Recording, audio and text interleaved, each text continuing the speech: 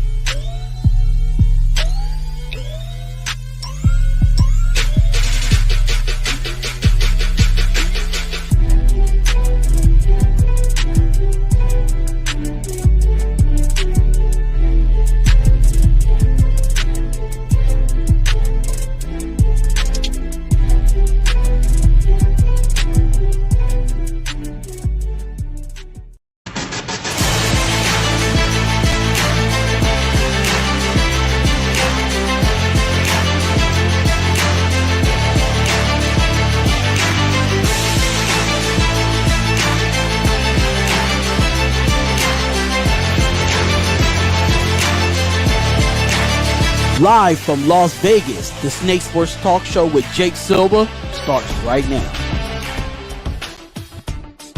All right, ladies and gentlemen, we are live in Las Vegas on a spectacular Saturday. It is the Snake Sports Talk Show with your host, Jake the Snake Silva, wherever and however you may be watching and listening. We are live all around on all social media platforms, iHeartRadio, Facebook, YouTube, Twitter, Twitch, and Instagram. Those are medias to like, follow, and subscribe. Hit the bell button to keep you up to date with future and past shows.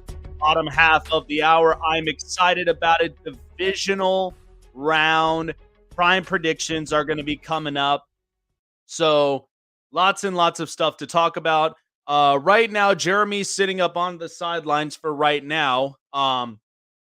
He had been dealing with COVID, and for right now, he's sitting up onto the sidelines. We honestly wish him the best and hope that he gets better soon, and hopefully he'll be back up onto the show in no time.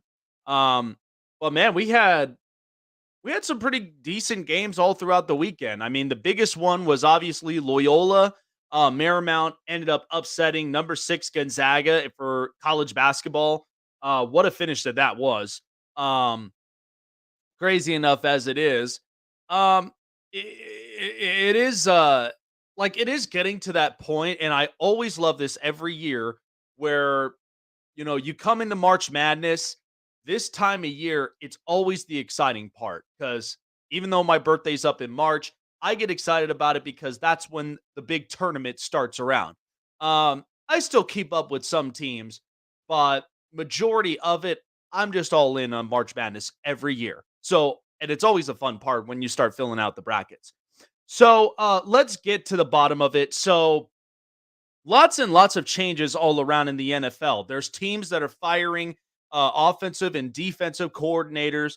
There were some even towards the middle, if not late in the season, where they have fired their head coaches. So every year in the NFL, there is always coaching vacancies that are there. So it depends and determines who are the stronger candidates that are going to be in those positions. So Jim Harbaugh obviously is off the map. He mentioned to people he's returning back to Michigan. I think it was a smart move because, first of all, he loves Michigan. He's got his family there. And the other part, he's got plenty of power. So why would you end up leaving in a program where you've got all the power on your staff, who you pick and choose, and then not to mention, too, it has turned the page around in this big brand to where now you're a competitive program. And they've made it into the college football playoffs the last couple years. So they've gotten better as time has rolled on. Now, because Jim Harbaugh was a hot commodity going into the NFL's coaching vacancies. And he was a hot commodity. I think still would be successful in the NFL. I mean, he left it with a winning record after being done in San Francisco, after everything that happened from there. He still has lots and lots of he's got real good connections.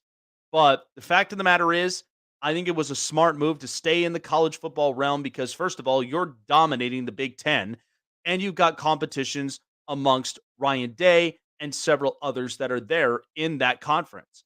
So it's getting better as time rolls on. And so if you're having a lot of power and you're having a lot of say about the recruitments and, of course, the players you haul in, why not? I wouldn't leave it. So the only ones that we know are there's a lot of young offensive coordinators who are possible hot commodities to go into all these other head coaching vacancies because left in the playoffs right now, 7 of the 8 coaches are all offensive coaches. All except for one. That's Sean McDermott. He's a defensive coach. So that's what's left. But what I wanted to talk about, all in full honesty, was so we now have an interesting topic to talk about what is happening in Baltimore. So the Baltimore Ravens know they have a little bit of a have a little bit of a concern, but at the same time, they're very sure about what they want to do moving forward. Because a lot of it spirals around, is Lamar Jackson going to return to the Baltimore Ravens? Some speculations think he is, some speculations think he's not. Now, I know the toughest part is because he has his mother, who is his agent, that has a lot to say about what is on the table, what works best for Lamar moving forward, and will they get a deal done? And it's as I've said before about Baltimore. If they don't have Lamar Jackson on their roster or out on the field, they are not winning 80% of their games like they are. And the offense, the flow of it looks completely different. So there was a lot of the speculations because of the fact of one, he had a lingering injury. I think it was lingering, but I also know that he's smart enough that I know exactly with what he's doing. He's not going to go out on the field and then hurt his potential if he gets moved somewhere or if in case, whatever the contract speaks, he's not going to be lowballed. So he'd rather just take the injury, be on the sideline. It sucks for the team, but in the end, he's talking about contract because a lot of people believe that Lamar Jackson will get franchise tagged. But the thing of it is, there's some quarterbacks who don't want to play in a franchise tag. There's some quarterbacks who they play on it, but they're expecting a bigger contract in the end. I mean, how many times have you seen Dak Prescott take franchise tags with the Cowboys? There was several times where it was just a huge conversation, but then it got to the point where now he's making $40 million a year. I don't think he's a $40 million a year type quarterback. That's my opinion, but they were able to get a deal done. Now, in Lamar's case, as I've said before, he's won an MVP. He wins 80% of the games. He's won one playoff game. I know that's a little bit of a hindering moment for Lamar moving forward. But again, if you lose this kind of talent, would you take the risk of, well, we would win games without him, but then what happens when it comes to playoff games? The team will get better, but they've got to address a lot of issues. They got to address the wide receiver room. They got to address the defense in some areas. They got to address the offense. Excuse me. But there's so much of that the Baltimore Ravens know they have to be able to get this right. They can't just go into it and hope and expect that everything's just going to be fine. Everything's going to be cleared out. That's not how this works in this league. Lamar Jackson is too talented of a player to just at the very least be lowballed, especially after having an MVP season in 2019. He's going to expect more. A lot of these quarterbacks will. I mean, think about it this way. At some point, and this is what's going to suck for Charger fans, because Justin Herbert, he's going to be coming up into contract talks. If they don't engage in that, then the price gets more expensive. And the Spanos family are cheap. So the last thing you want to do is linger on for as long as you possibly could, and you ain't getting a deal done. So in Lamar's case, he's worth it. He makes the offense better. He makes it speedster. If they don't get a deal done in Baltimore, here's the problem. He may end up being a fit in Miami. I could see that happening. Speedster offense. It's fast all the way around. So I could see where Lamar could fit into an offense like the Dolphins because of how they've spent the offseason. They've got better on the offensive line. They got better offensively with weapons and a run game. And then all they need is just a quarterback. I mean, they have the head coach. Like Mike McDaniel is not the issue. The head coaching has never been the issue. I mean, Brian Flores started 1-7 until he got him to 8-8. And both of them all finished up almost close to the same way. So it's not a coaching issue. It's more of you just got to have the right player personnel around. But I feel like Baltimore, they can get a deal done because the other thing is Baltimore ended up firing offensive coordinator Greg Roman, which a lot of people have had speculations about him in the first place. because they focus more on the run than they do focus a lot on the pass game. Then they said, no, we're going to change that up. We're going to start focusing more on the pass game and such. But I know Lamar is not a pocket quarterback. He's not a pocket quarterback. Even when he's comfortable in the pocket, he'll distribute the football, but he's not like a Herbert. And he's not like a Burrow or a Josh Allen at times. No, he's elusive. He's fast. He's going to want to run. He's going to want to get out of the pocket at times. He's going to want to open up spots for the offense to flow. So that's why I'm like, he's not a pocket quarterback. He never has been. So if you get the right offensive coordinator in Baltimore and you get the best out of Lamar Jackson, what's to say he'll stay in Baltimore? You'll get a deal done. I think ultimately what they have to kind of come to terms with, yes, you have a really good defense. And so did the Chicago Bears at one point. But they butchered quarterback. They couldn't get any points on the board moving forward, especially when they had Mitch Trubisky. You just couldn't get any points on the board because they're not known for offense. They've always been known for defense. So the last thing you want is Baltimore to be like Chicago. They just can't move off defense. They have a defensive repertoire, and they're just so good at it. I mean, they extended Roquan Smith to 5 years, $100 million. So, and you don't think Lamar Jackson looked at that deal and thought, are they just going to go defense and then they're just going to kind of butcher the offense? Players pay attention to everything.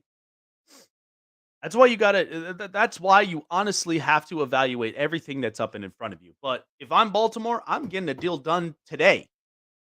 You got to, because I'm not letting go of one really good player that makes Baltimore competitive to where they shoot for the playoffs. At some point, the playoff wins are going to come. I know a lot of people all fantasize about, well, look at what Mahomes is doing and Josh Allen's doing and Joe Burrow's doing. I mean, Justin Herbert and Trevor Lawrence just made it to the first playoffs. And Trevor Lawrence got the win off an embarrassing loss from the Chargers. But you're seeing these guys on their first years. Some succeed, sometimes the others. Takes a little bit of time. Lamar, I know, has had playoff games, but we just keep adding this conversation of, well, he's maybe not that playoff quarterback. I would beg to differ.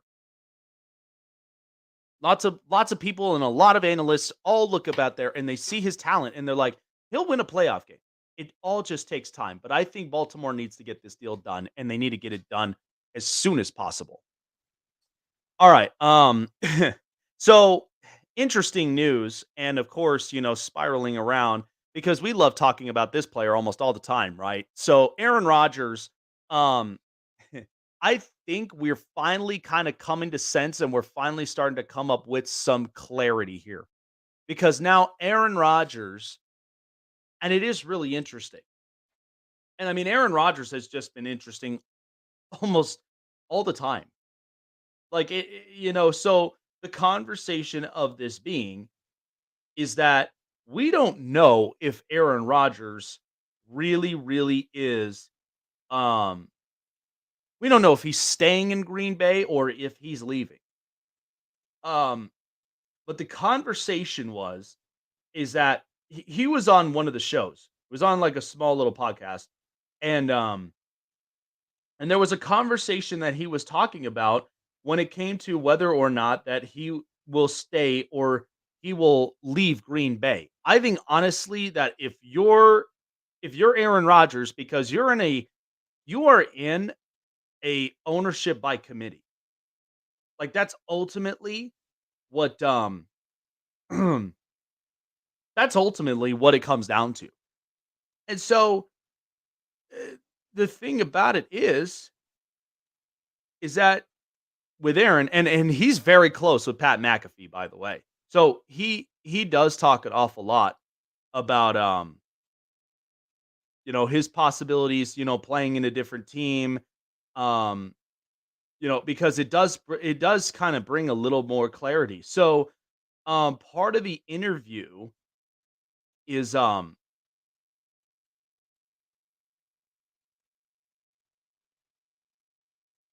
like, here's the conversation. So this is what he said on Pat McAfee's show, and giving you the audio here on this one.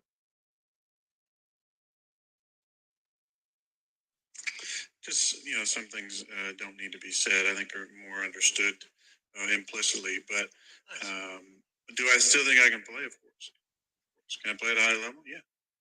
The highest. I think I can win MVP again. In the right situation. Right situation, is that Green Bay or is that somewhere else? I'm not sure. But I don't think you should shut down any opportunity. Like I said, during the season, it's got to be both sides like actually wanting to work together moving forward. And I think there's more conversations to be had. I think no player wants to be part of any type of rebuild. I said that years ago. Reloads are a lot of fun because you feel like you're close. You're only a couple guys away. This game is about relationships. It's about the players you play with and count on, even if they don't maybe show up huge in the stat book. A guy like Mercedes Lewis is an important cog in the wheel of the locker room and the momentum of the team. They don't. So it's obvious that Aaron Rodgers, and of course, with what the clarity that we're seeing in front of our eyes now, is he's obviously he's putting it down of whether or not he's going to stay up in Green Bay. It almost sounds like he's not going to stay in Green Bay. Like I couldn't make this up. But the whole entire interview and behind that, I think it's a shot at the Packers. Because first and foremost, and he said it himself, I mean, he's he's 39 years old. And if he's still playing to the highest level possible, where he's making MVP numbers, and he even said it, if he wins an MVP, it'll be in the right situation. And we're all curious as to what that situation is. So for Aaron, I think the biggest part that you have to ask yourself is, do you see yourself still in this particular situation with Green Bay, or do you see yourself elsewhere? I've said it over and over again. I feel like Nashville may be his calling. I think the Titans would be a perfect fit because of the fact of you have a really good veteran head coach in Mike Vrabel. Plus, if they go and get a deal done with Aaron Rodgers to get him there, what makes you think they won't get on the phone? They won't get on the phone and they'll call up the Arizona Cardinals to possibly acquire DeAndre Hopkins. I mean, you want to do this right because everybody felt emotional on that loss against the Eagles when A.J. Brown returned to Tennessee. I mean, you all felt it. I mean, the next day, they fired their GM. It was all out of emotion. That's what I said to a lot of people. They got embarrassed on national television, but do you really blame all around the talent for Tennessee? They got a really good defense. They got a really strong head coach. And by the way, Treylon Burks is good. I know he's not A.J. Brown, but still, he's going to give you something. I've always said this about year 2 wide receivers because could you imagine how Christian Watson will play? Could you imagine a lot of these other, wide receivers going into year 2, how well they'll produce? I'm telling you, I'm not leaving that off the table. Aaron, I think would be a better fit in Nashville because the people there are fantastic. It's great food, it's great living, it's country style, and I think it really does suit him because he's a spiritual person and he's very real and he's very much a people person. So why not? And then bringing in DeAndre Hopkins, going back into the AFC South, I think wouldn't even be a bad idea because then it rewrites the wrong about A.J. Brown.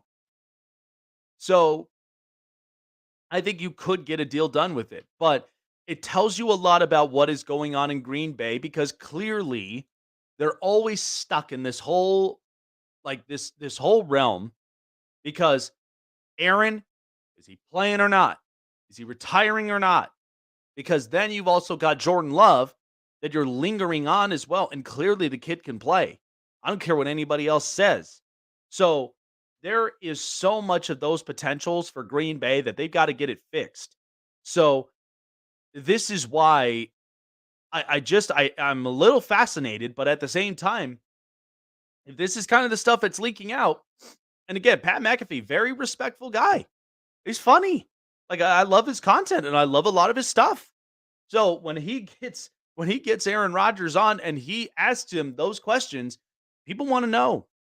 So, and again, when he's talking about right situation and where that may be, because I look at Green Bay, Christian Watson will get better. The defense is really, really good. Aaron Jones is an absolute stud. And you've also got another two-headed monster in A.J. Dillon. You've got real good assets all around. But the only question is, could Matt LaFleur really rebound after last season? You missed the playoffs. So, I don't know. I think honestly, when it comes to Aaron Rodgers, I mean, he's getting up to that point in age. We're talking about this with Tom Brady. I don't know, honestly, if Tom Brady's going to play or not. I honestly think that he should hang these up after what we've seen through this season. I wouldn't risk having him back up out there, especially with everything that he's gone through in his life. I wouldn't take that risk. So I think that if you're going to be doing something right and you're going to end up making the right situational decision, I think that should be talked about. And I think that should be evaluated. But again, I think Aaron Rodgers, he'll be good anywhere around, but it depends on what the price may be for everybody else. And would he be fully invested in that? I mean, he even mentioned it. He loves reloads because at the very least, they're upgrading on talents and they're striving to hit the playoffs and win playoff games. But he doesn't like rebuilds. And clearly, Green Bay is right there on that brink of rebuilding. Now, they're not terrible because they have a really good defense and they've also got some good offensive pieces that are only going to get better. So, again, it's just one of those tough, hard conversations that I'm sure Aaron and the rest of the organization, they got to have at some point. So, all right. Still got at least a lot more to talk about, but um the bottom half of the hour, as I've said, playoff prime predictions as well is right around the corner. I absolutely do love my picks, and I'm excited for what this round is really going to be. So, so coming up next, because the up and coming draft is coming up very, very soon. And I know a lot of people, um, from what we're seeing, there is so much that we are looking at and how that we're going to really see it before our very eyes. And because this draft, we only got maybe three, possibly four quarterbacks.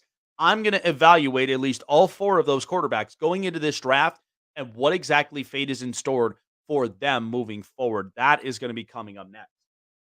All right, folks. Well, the playoffs are still going on, and man, it has been absolutely ecstatic.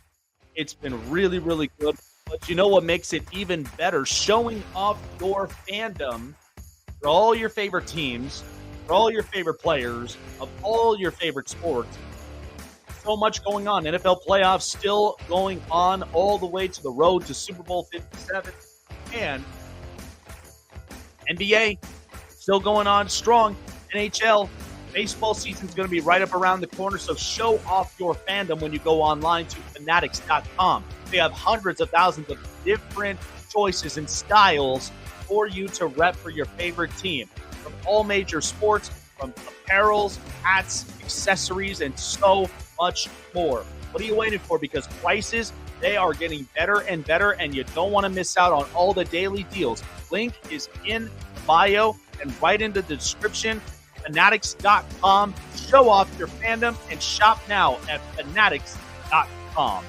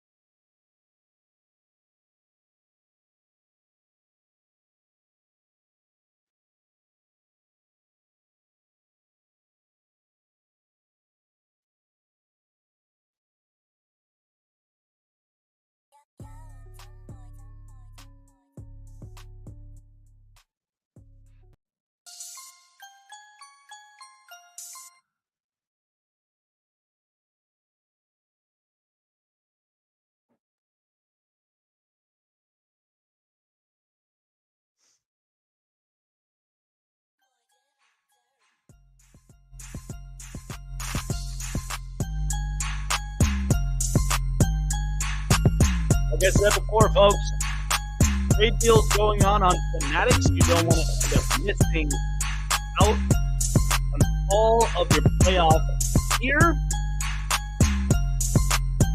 I'm excited for how the rest of the playoffs is really going to end up panning out. We've had a lot of just different changes. So I went 3-3 this past weekend with all the prime prediction picks. And I was confident in all of them. Don't get me wrong. I was very confident in every single one of the picks that I had. But there is a lot of truths that come out of it. So I think for this one, when we're right here in the bottom half of the hour, it's going to be really good. So the NFL draft is going to be coming up. It does every year, right around late April, almost closest to May. But this draft class is going to be really, really interesting to see because this year and possibly next year will be really interesting to see on one position, and that's the quarterback. So there's 4, possibly 5 quarterbacks that will go into this draft, and it'll be interesting to see how they pan out, just depending on where they go.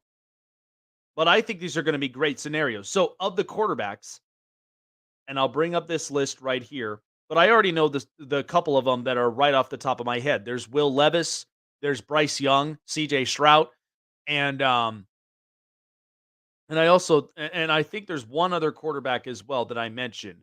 But it will be interesting to see every bit of their production, every bit of their talent,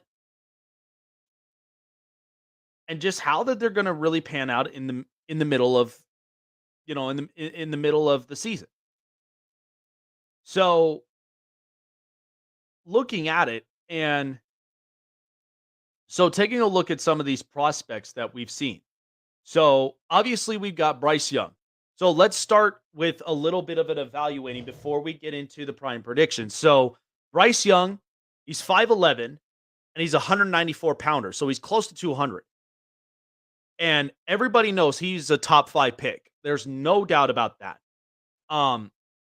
He had completed 65% of his throws, threw for 3,300 yards and 32 touchdowns with 5 picks, and also picked up 4 more touchdowns on the ground. So he's a quarterback that I think in some instances will, at some point, he'll run out of the pocket at times. I don't think Bryce Young is really a pocket quarterback type, but I think when he does, he's pretty explosive.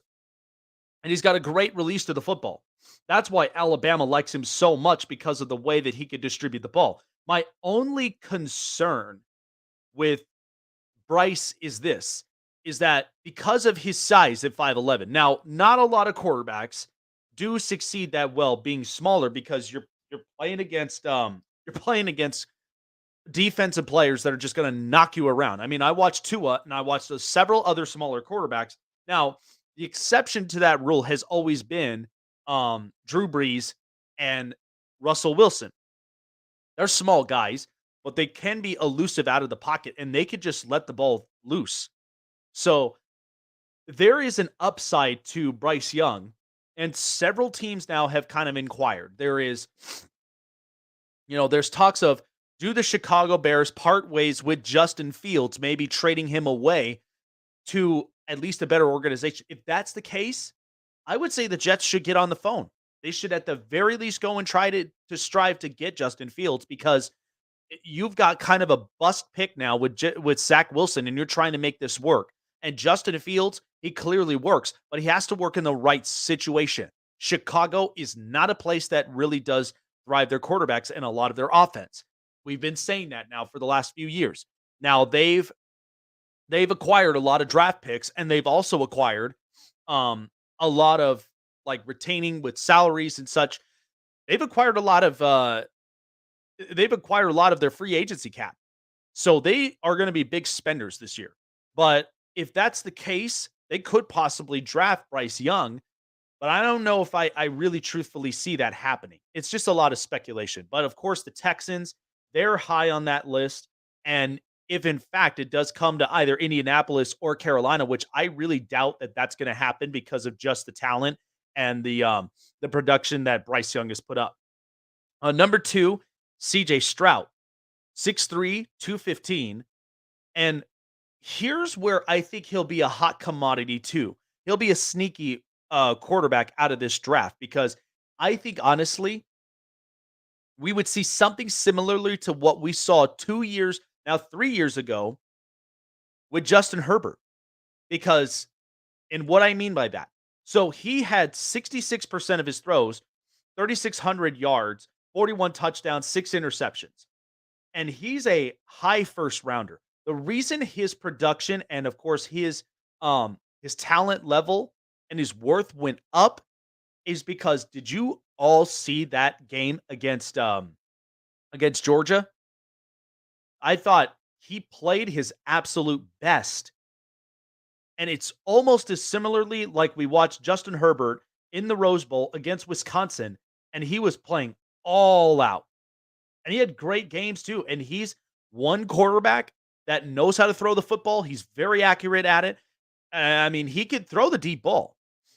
And there are teams, like the only thing that I look at with CJ Stroud is you've got to build an offense around that player. Much like, I mean, this was a match made in heaven when Justin Herbert got drafted by the Chargers because why? He's got Keenan Allen. He's got Mike Williams. He's got, they're going to need more offensive weapons, but you can't never not have enough weapons, if you know exactly what I mean. So, and watching his game against Georgia, man, did he let loose. He looked much more like, he looked like that was the player that we all anticipated that he would be. Throws the football well, and he's very accurate. And he's going to be one like Justin Herbert, which will be sneaky in the draft because this happens every year. There's 4 or 5 quarterbacks that go in. Only one of them, may be a miss. There's times where either 1 or 2 or 3 of them, they're all hits. Never ever do we rarely see all 4 or 5 of them hit all at once. So depending on his situation, I mean, Carolina could be a nice place because they have DJ Moore. They do have some wide receivers. I think they could go and get more and also too, they have a really good defense. Now it'll be interesting to see because if Steve Wilkes is still going to coach, so it'll be interesting. Number 3, Will Levis, 6'3", 232. A lot of people have been talking about this kid because he's completed 65% of his throws, throwing for 2,400 yards, 19 touchdowns, and 10 interceptions. Now, Levis, I know there's some skepticism about Will Levis because they don't know whether or not if he really is consistent with his accurate throws and the teams, depending on the fit in the situation, that he works. I think he's a good kid. I've watched a lot of his throws. I watched some of his highlights, and I think he's really talented. But let's just say you go into a scenario and you go into a place where there's optimism there and you've got an offense. You have to build an offense for quarterbacks like this because at least with his development and his draft stock, he could be another one of those sneaky quarterbacks going into that draft. I don't know. There's a possibility for that. But I know with Will Levis and some of these quarterbacks because when it reminds me, first of all, he's from Kentucky. So some of these quarterbacks from these programs, they are hit or miss. But I think when you look a little deeper with Will Levis, he could be an interesting quarterback. He really could be. I mean, I know what I'm getting with Bryce Young. I know what I'm getting with CJ Stroud. I don't know what I'll get with Will Levis, but I know he's got talent, and I know he's going to be one that's going to distribute the football really, really well. Number 4, Anthony Richardson from Florida, 6'4", 236. And I think honestly, he may be a sneaky player. He's completed, but here's the other thing though. He's completed 54% of his throws, 2,500 yards, 17 touchdowns, 9 picks. Now, Anthony Richardson, there is room for improvement. But like Will Levis, you've got to put him in the right place. You cannot risk putting him in the wrong position where he can't thrive. He can't play well. So I think because these are 4 quarterbacks, every year we always have 4 quarterbacks that go into this draft, and either 1, 2, or 3 of the 4 hit. There is always one dud in the middle of the pile. There always is. Like, because last year this is what we got. We got Matt Corral. We had gotten Desmond Ridder, which we don't know a lot about Corral because he's been out for the entirety of the season due to an injury. But Desmond Ridder, I think he's a good kid. I just don't think he's the future of Atlanta. I don't know if you could really put him in that position. Sam Howell, late round draft pick. Washington likes him. I don't know what you might do with that, but they're still retaining Carson Wentz. From the looks of it and the sound of it, they look like they still want to continue to develop with Carson Wentz. So there's a possibility from there. And the only player that really shined was Kenny Pickett. I thought Kenny Pickett was very, very accurate, and he's also somebody that really knows how to control the flow of the game. So, and I think because you're not paying him anything, Pittsburgh kind of has a really good lucky gem in front of them. So now all they have to do is fix the O-line, make the defense a little better, especially up on the fronts and on the edges. And these guys got to get healthy. But they did draft George Pickens. They do have Deontay Johnson. They do have a lot of really good assets. So it's just about protecting the pocket for Kenny Pickett to throw, plus giving Najee Harris more time to run and give him open spots. Malik Willis, I don't know if it was just an offensive coordinating problem because they did fire their OC, but he hadn't thrown the ball a lot. I can't even make an evaluation on Malik Willis if I haven't seen him throw the ball. So that's just one that's really questionable to me. But Kenny Pickett was a hit. All the rest of them, Corral out for the season, can't make an evaluation. Malik Willis didn't throw a whole lot, can make an evaluation. Desmond Ridder, good kid, not a future for Atlanta. And then, Kenny Pickett was the only hit, and Sam Howell, I mean, he was just one of those late round gems. That's usually how it is for the NFC.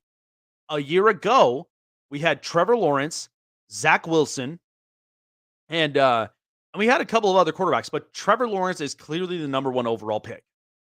I mean, Zach Wilson, he's clearly a dud and a bust.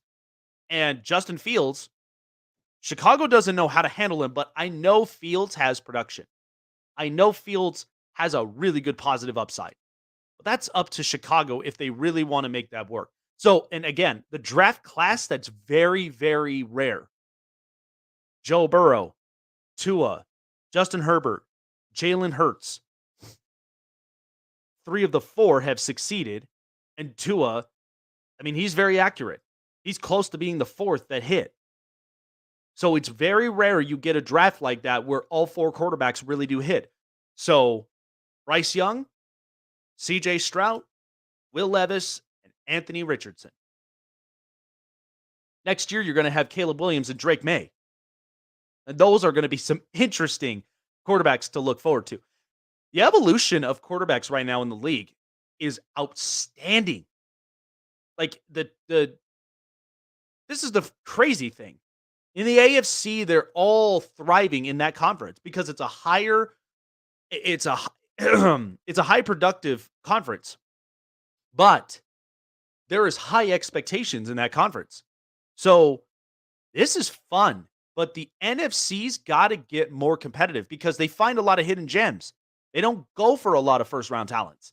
So it'll be interesting to see how the NFC really balances themselves because as I look at it, the NFC's wide open, but there is still a lot of question marks that I still have for a lot of teams. But it'll be interesting moving forward because I think with these guys, and then next year, Caleb Williams and Drake May, the NFL is just going to be killing it every single year because all of these quarterbacks, they're being trained differently. They're getting healthier. It's just amazing to see.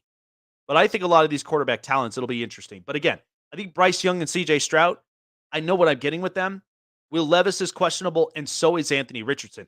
But if only as long as they're in the right place. because you can't put him in the wrong situation. You got to know by the ownership, you got to know by the general managing, and you got to know with what offense you have. So, all right. Well, that's enough for me for as far as evaluating, but let's get to these prime prediction plays. All odds are provided by SuperDraft Pro, as you know, more than just a drafting app and a daily fantasy app as well. It's one that you could definitely make some serious money up on. Sportsbook is available. Now player props are available. So all odds are provided by SuperDraft Pro. Here we go with playoff predictions, divisional round. Let's turn it up. It's big prime prediction, divisional round.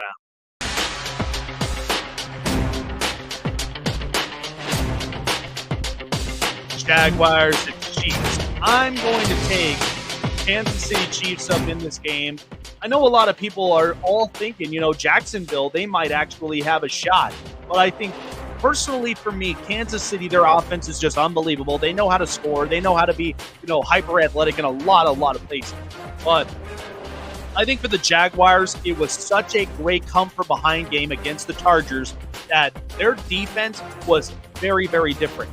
I liked it. I thought it was interesting, but there's so much of this that you could literally evaluate when it comes to Jacksonville.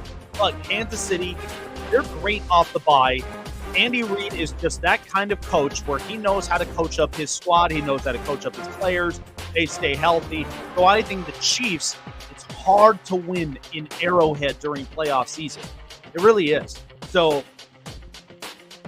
you have that up in place. I think Jacksonville could make this a game. But after what we saw from last week, you're not going to get that again. So it's going to be, you got to get everybody involved.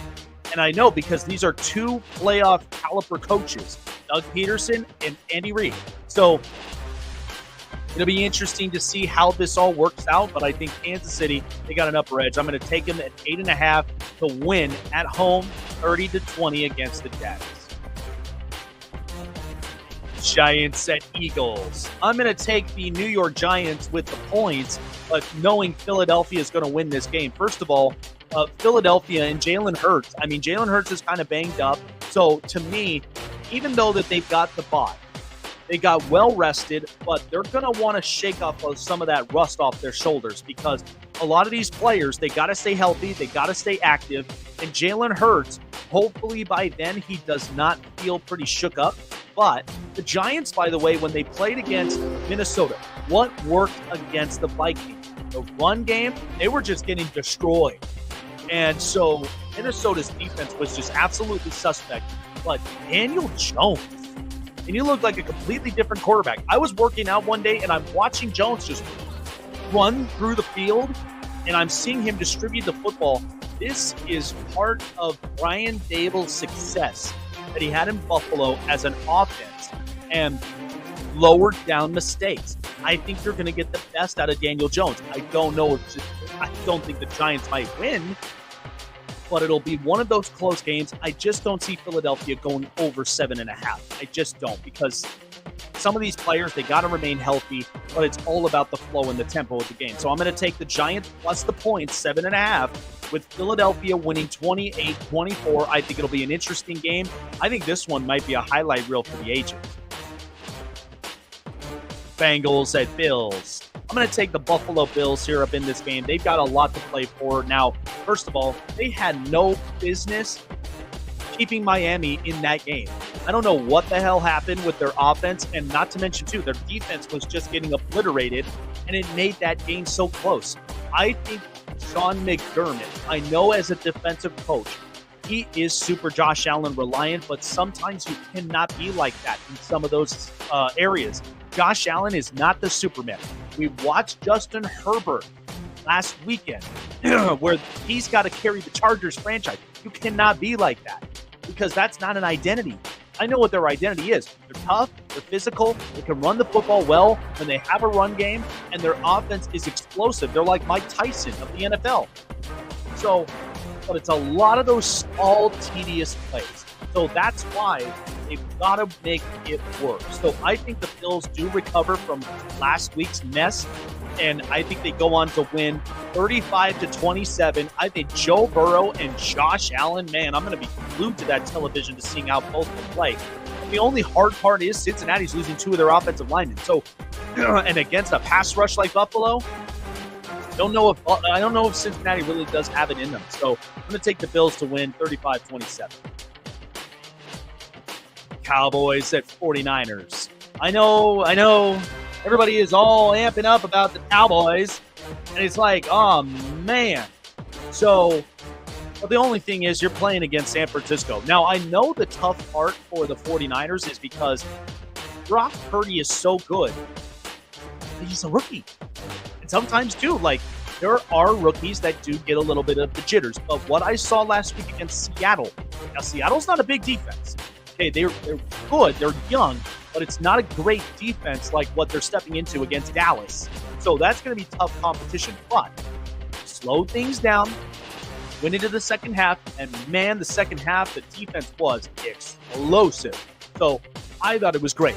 So I think, honestly, the San Francisco 49ers are going to build off that win last week against the Seahawks. Dallas, on the other hand, they completely steamrolled Tampa Bay because the offense was abysmal. The defense was playing really, really well. Micah Parsons still playing on a high level. And by the way, Dak Prescott, 5 touchdowns.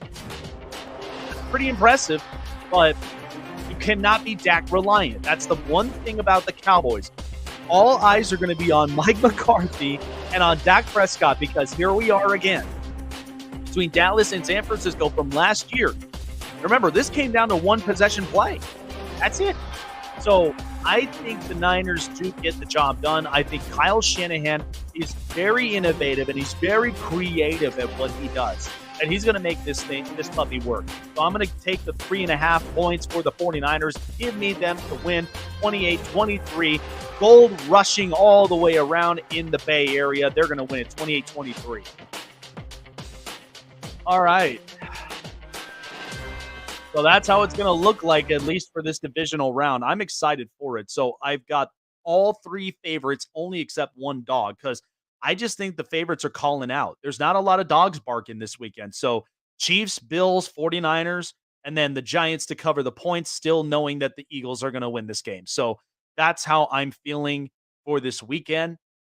And I think further and beyond, it's just going to be an interesting playoff right down the stretch. So, all righty, folks, that's going to do it for me on the Snake Sports Talk Show. Thank you all so much for being here up on the show. If you haven't done so already, like, follow, subscribe, hit the bell button for all latest notifications. Plus, send me a rating and a review on all audio podcasts, iHeartRadio, Amazon Music, Spotify, and, of course, Google Podcasts. Wherever you find all of your podcasts, leave me a review.